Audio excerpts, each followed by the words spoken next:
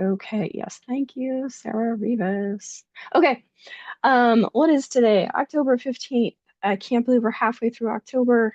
We are talking today about how to develop an approach. Um, so this will be more of a conversation. Um, we have talked before, past couple weeks, about needs, like determining what the needs are, finding needs in the community, finding data that supports our belief that there is a need for something, and how can we make our case that there is a need.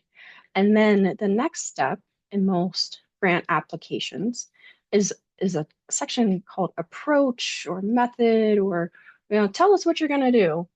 And that's what we're going to talk about today. So, why we might choose one strategy over another, um, where to even get started with ideas. Um, and I think there's a lot of times balance. It's all about balancing, what do we have resources for, what's doable, and what is affordable, um, and what is like the ideal if we had no restrictions whatsoever, what could we do? And like dreaming big. So it's both this kind of like wild imagination and brainstorming, and then we have to anchor it in reality.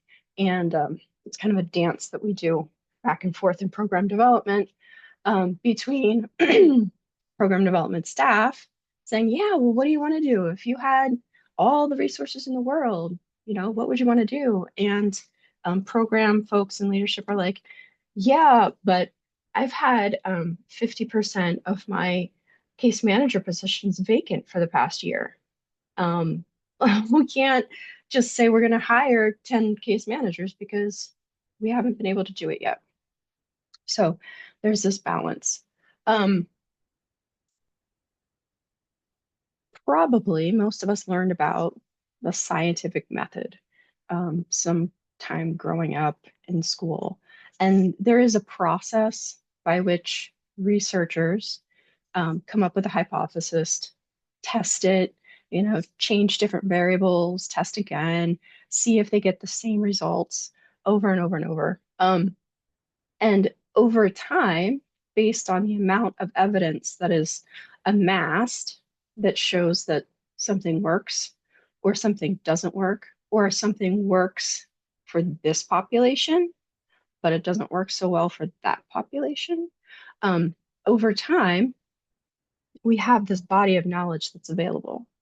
So, well, my work has been immersed in the federal realm for a while, and this is relevant.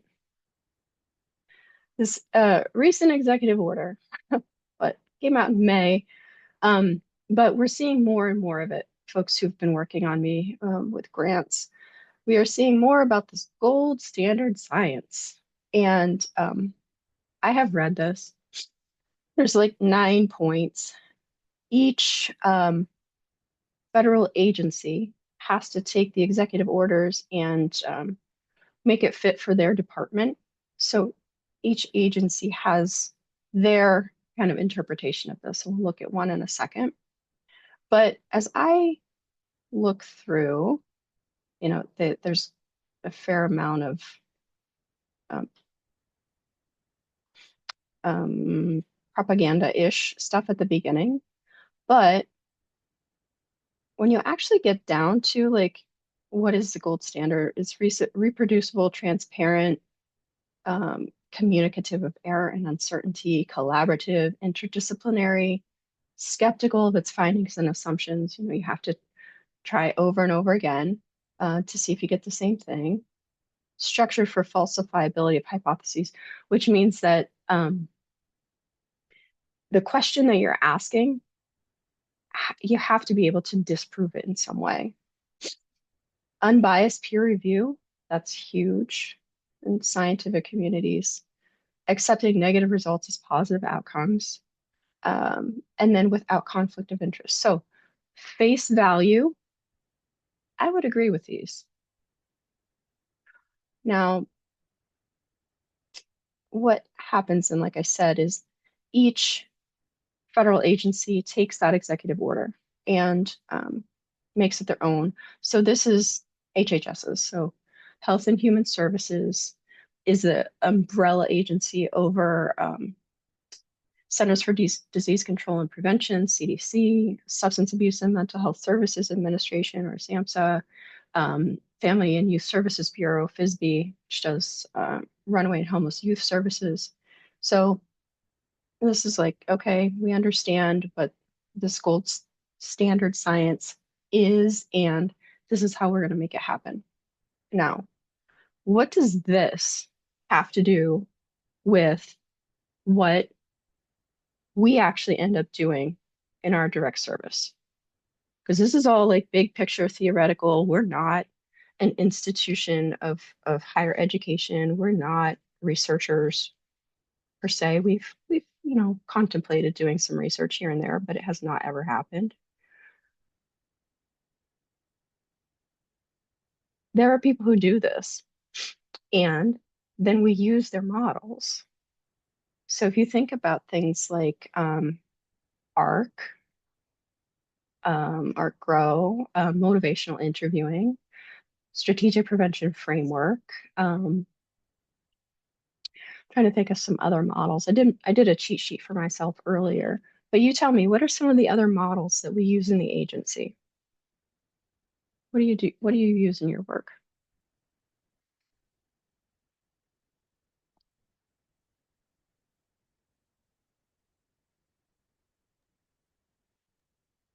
Positive youth development. Oh, positive youth development. What else? Oh yeah, I don't use it, but I feel like I've seen adventure-based experiential learning as a model specifically. sure, sure. And in fact, one of our programs, Wild, um, is based on green care, and that's like one even more defined adventure-based approach. Yep. What else? Why do we do what we do?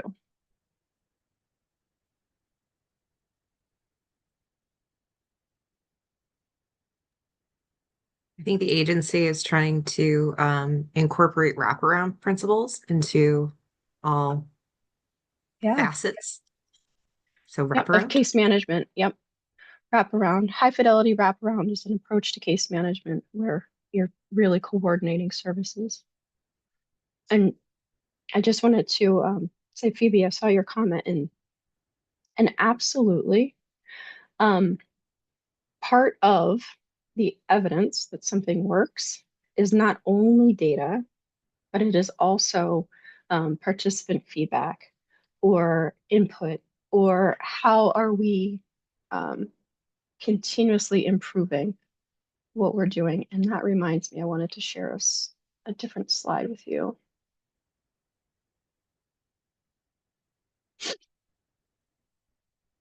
Just one, maybe two.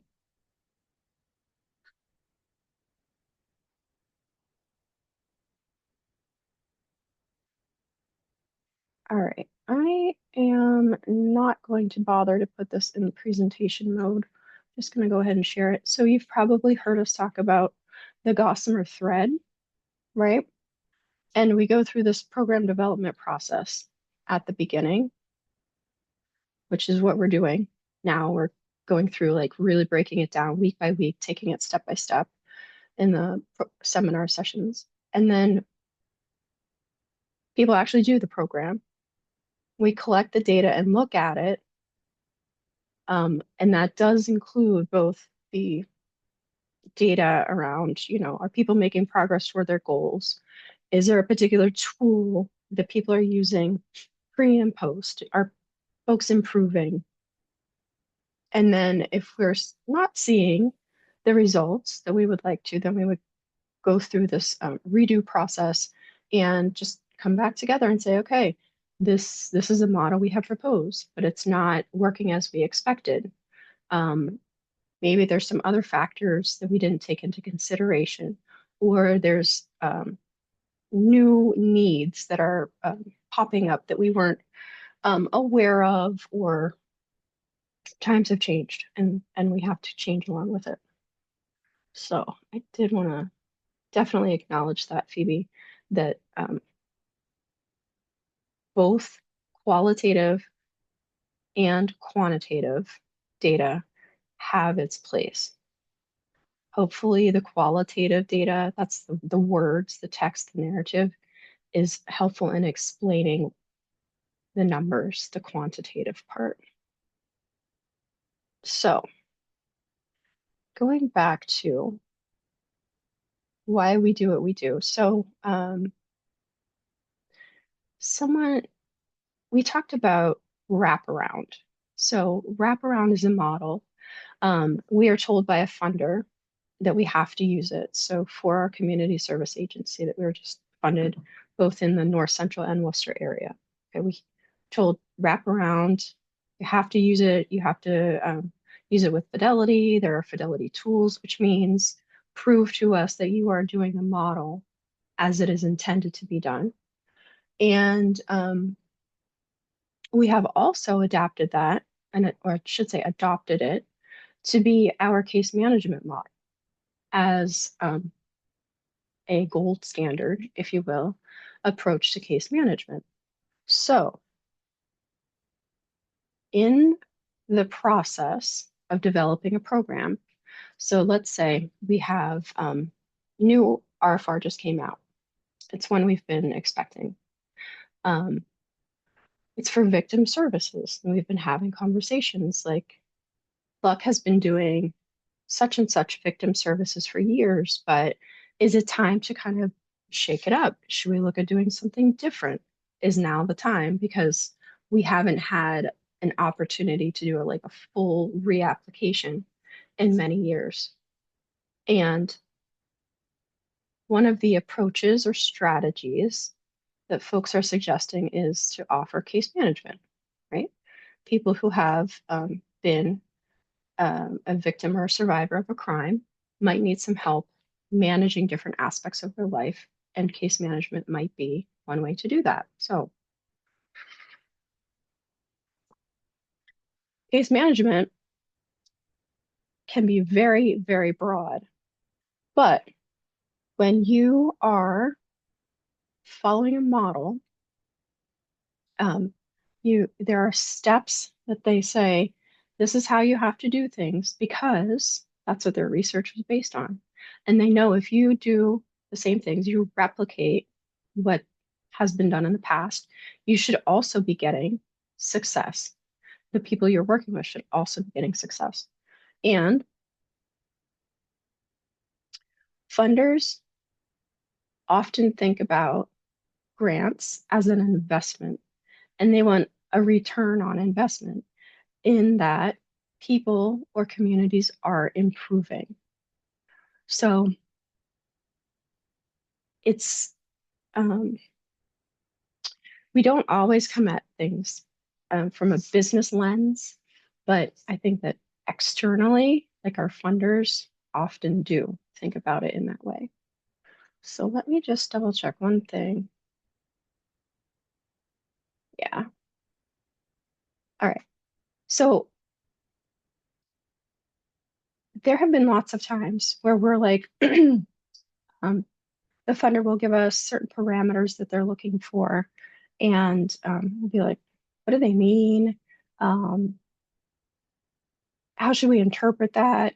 And we will actually sit down together and just kind of search, do a Google search, or we actually have some databases that we use regularly. So I am going to come back.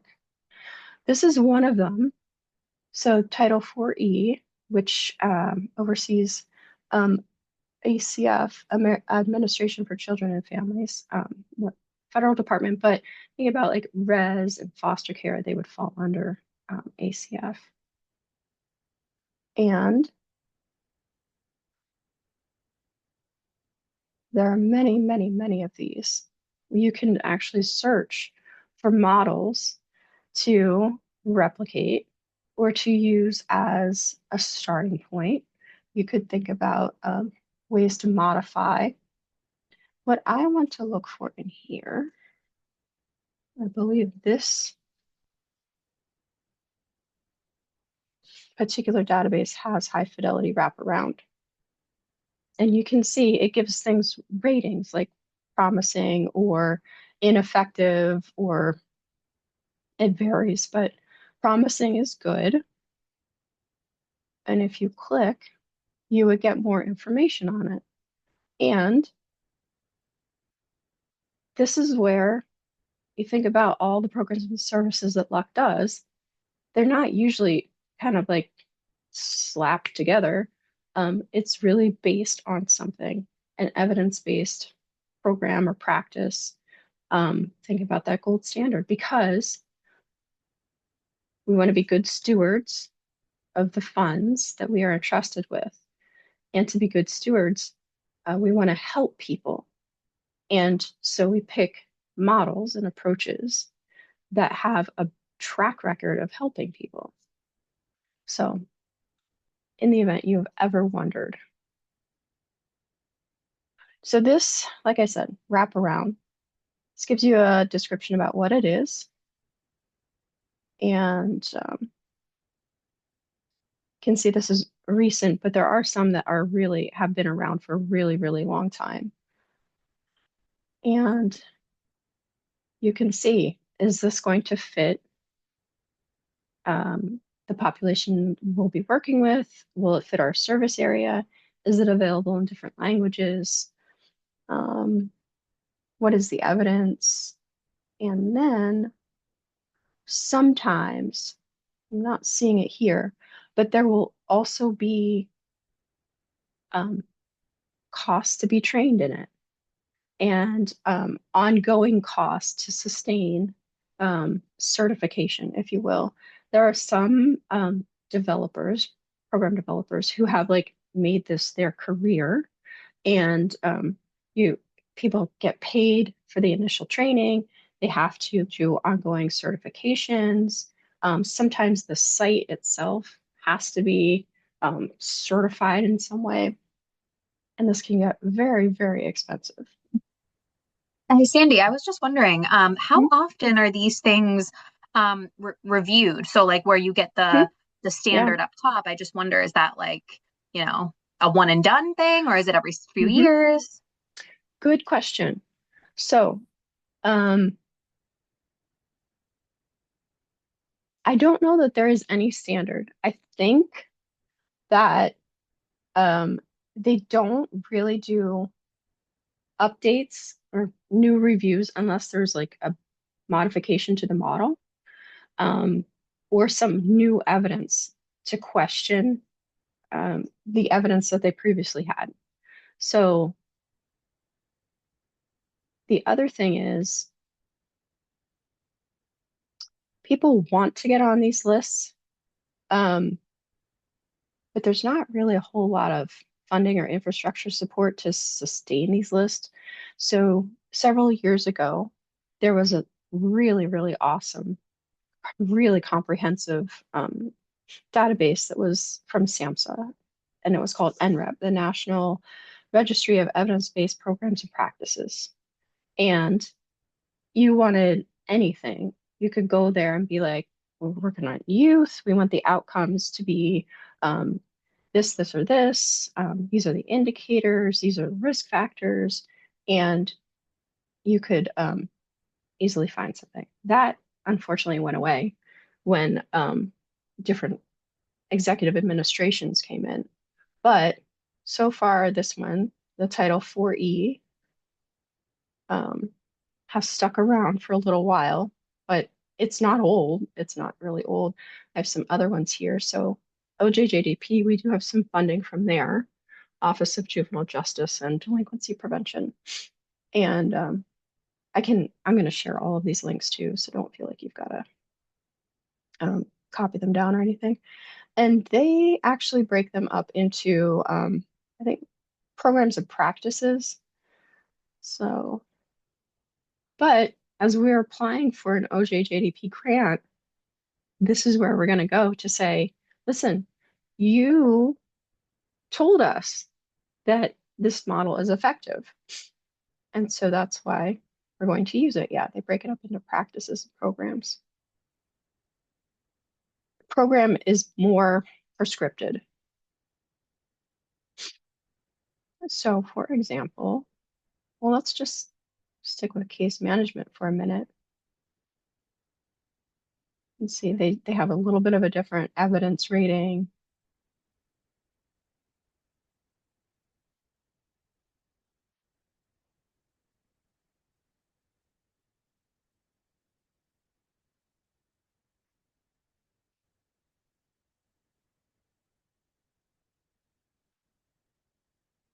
Some of these are familiar, we have done them.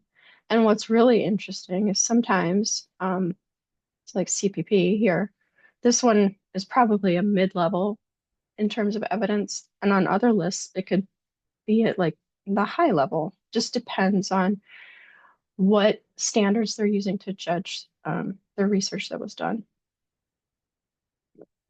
What I want to see is whether wraparound is on here.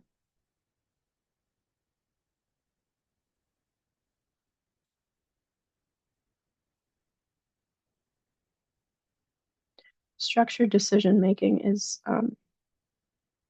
honestly, I believe it's kind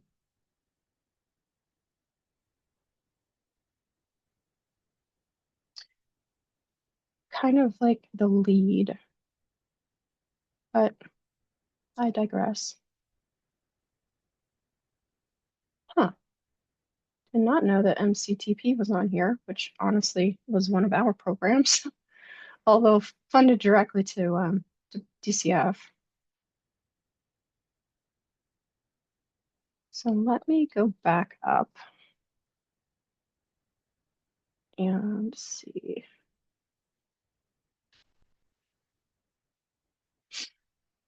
I'll take this off of here just in case. Nope. So different databases have a different focus. So OJJDP is going to be about juvenile delinquency. And this other one, the Title 4E, is more around child welfare. There are a couple others. California Clearinghouse, again, this is for child welfare. And another one that we have used, but unfortunately, they no longer are funded. So we will probably phase this out, but it's called Blueprints. Used to be Colorado Blueprints, but they've changed their name, but we have found lots of different programs there. So let me just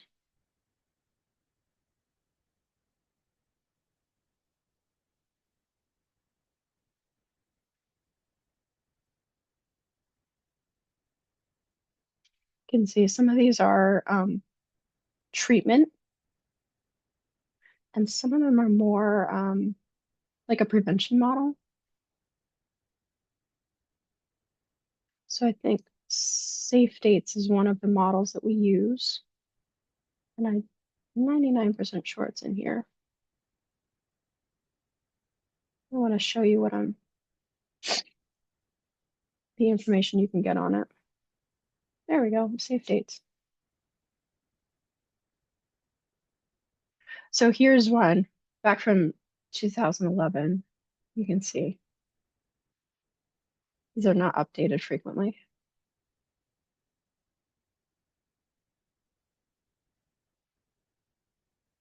This is nice. It gives you a snapshot of, okay, if we are thinking about a program that serves a particular age range, gender, ethnicity, or race, is this appropriate? Is this model appropriate? Has it been used on this population before?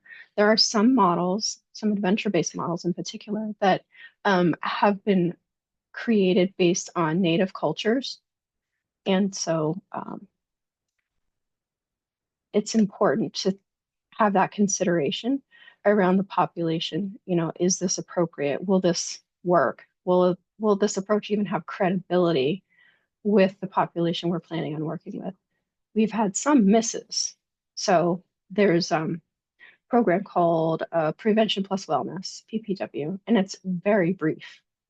1 session, 3 sessions. And this is one of the struggles that we have is being able to get in front of a group of young people repeatedly. So some of these sessions or some of these models, let me see. This one I want to say is like 8 to 10 sessions. Nine 50-minute sessions. Now that's not always realistic. You might have a partner, a school who is willing to let us come in and do that, but like Liz, you know what I'm talking about. Something that is 1 to 3 sessions is much more easy to fit into a school curriculum, school day, or an after school curriculum. But we tried it, we were trained in it, and it did not really fly with the population of young people that we were working with. So Safe Dates, though, has been using it for a long time, actually. I won't say we're using it with fidelity, as it used to include like a theater, like a skits and stuff to like the whole school. I don't know that we've ever implemented that part, but the actual lessons around healthy relationships we have. Let's see, yeah, this one has the cost. And it says go here and get more information.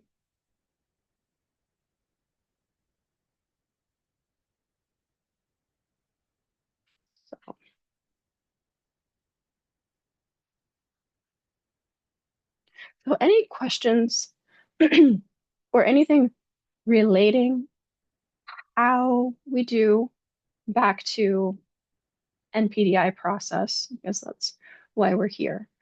Thinking about, we know there's a need, but what's the best way to address that need given all of our local conditions, really? Yes, I will do that right now, Phoebe.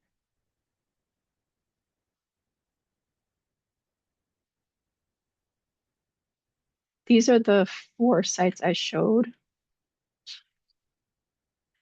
And I'll also put them in the Slack channel too, or Phoebe Cohen, if you grab those and drop them in there. I also wanted to say, I don't want to downplay LUK's own data because that's really important. Because what it shows is that the people that we serve have been successful using an approach that we have implemented. And we have reason to believe it will continue to be successful. And here's our past data. And we have some federally funded grants where we've had external evaluators, and we actually have some really good data that shows that our trauma grants in particular have been very effective in moving people from like highly stressed, high on the scales of distress to being in a more normal range or improving in some other ways. So that's also really important. So on that, the day-to-day of documentation of work that people do, and we do the ratings of progress toward goals. All of that is important because it provides evidence that we can build on to show what we're doing has an impact and it works. And also just a reminder, if you're looking for specific data or other things like that, you can always reach out and we'll either direct you to where you need to go, or you can always make a request to MIS through email. Yeah. All right, let's play a game real quick. All right, pick one of those 4 databases. Just pick one, click on it, and just play with it for a little bit. And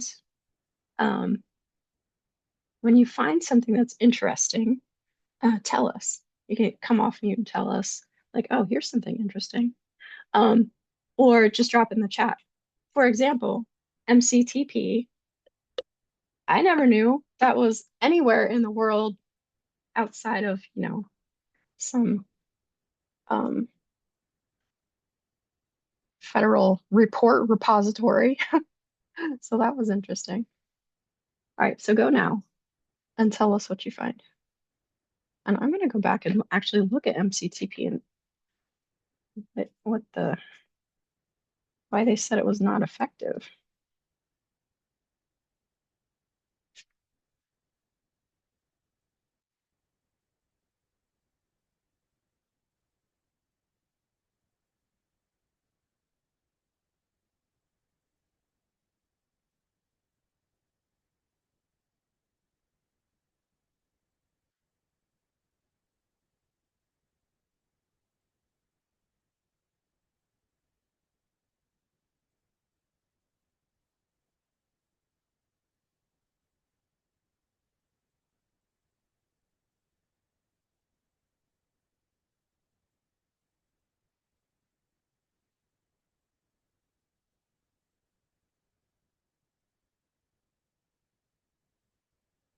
Oh, thank you, Bridget, for saying what MCTP was.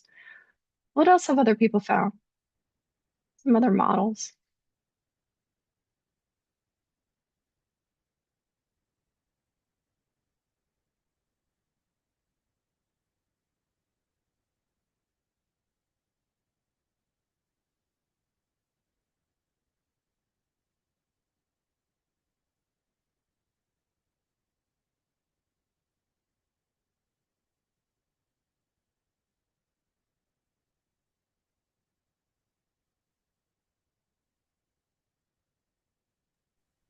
I found an interesting one while we were talking about, looks on effectiveness at trauma.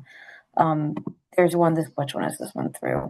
The California Evidence-Based Clearinghouse called Healing Trauma, a Brief Intervention for Women and Gender Diverse People. Hmm.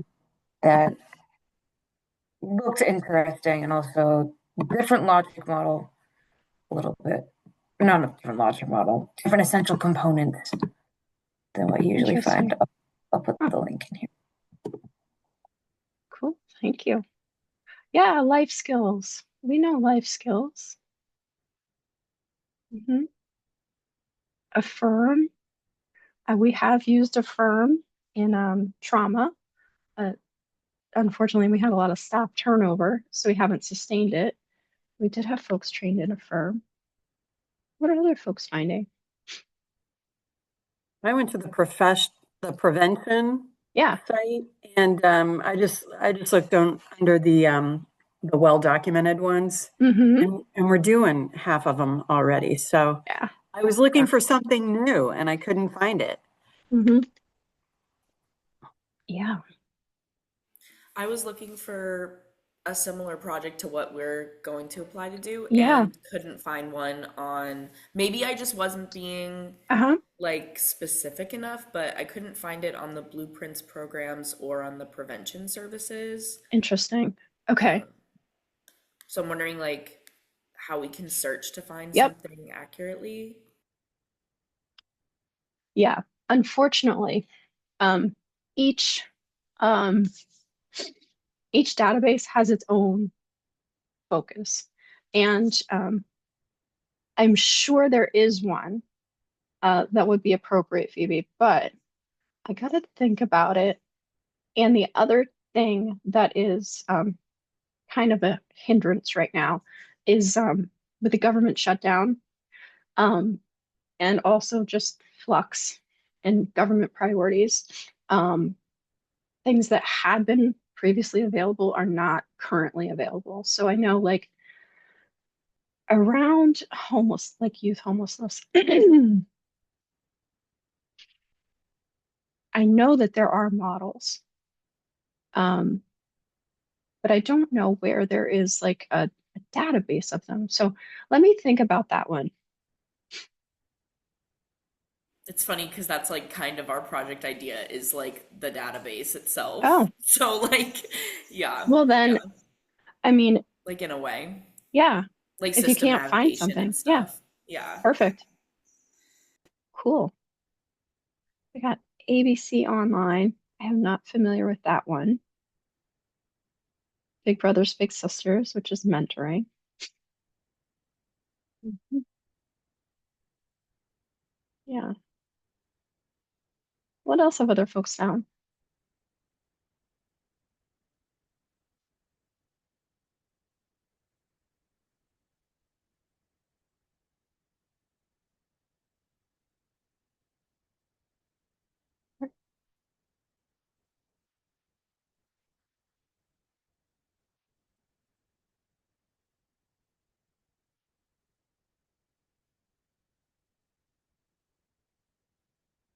To date, LUK has not packaged any of our own programs.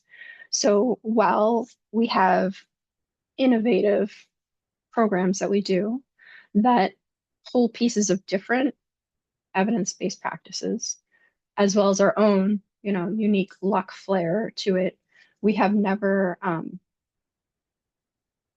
had the resources to really do the high level of experiments that would be needed uh, to determine that, yes, it is this specific intervention that is having an impact as opposed to treatment as usual.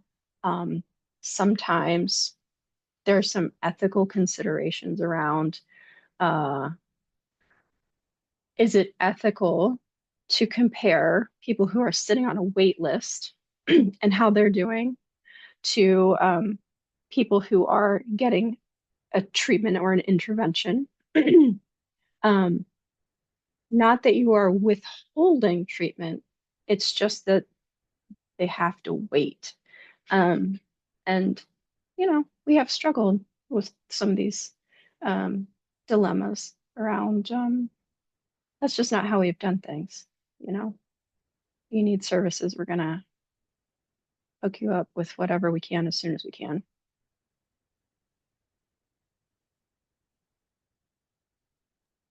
Ahmed, would you think it is for an agency similar to LUK to come up with their Mm. own models? Um, well, people familiar with youth villages, they have their own model. Um, it's not unusual, but I would also say it's not usual either. Yeah, yeah. These program developers can make a lot of money, and a lot of times they are connected to a university because they really have the resources and infrastructure to support that level of scientific inquiry. Makes sense, and it also feels like it would be more aligned with the mission, you know. Mhm. Yeah. Does anybody else, any questions? I have a little bit of homework to do. I know that there are something to do with evidence-based homelessness, housing stability. I'll do some work on that. But anything else that questions folks have?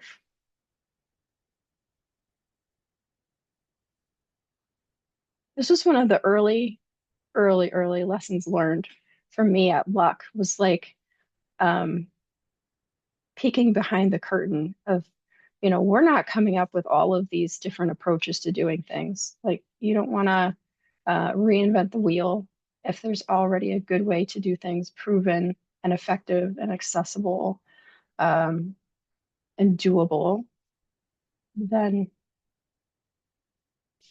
repeat that.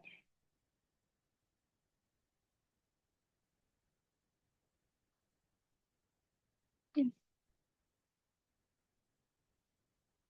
Well, if there are no more questions, then I think we'll wrap up for today. Thank you for being here and participating. Next week, I am waiting for final confirmation, but I believe next week will be logic models and a logic model is a required attachment of NPDI. And then the following week will be budgets, and that's one that definitely folks have. It's new. We don't, unless you're like a handful of us, you're not developing budgets on a daily basis. And so that's an area that people have to do a lot of learning around of like, what is a realistic salary and how much of a person or staff is needed to do this thing, and what are all of the other costs. So you'll see the logic model helps identify the resources needed, and then the budget the following week will help cost out the resources that are needed. So And just quick comment, NPDI reviewer applications are set to go. So if you are interested, there will be a link. yes, If you've reviewed before, you can apply to review again. yes, thank you, Phoebe. Totally forgot that as well. Awesome. So if you have any questions, let us know, and have a great afternoon.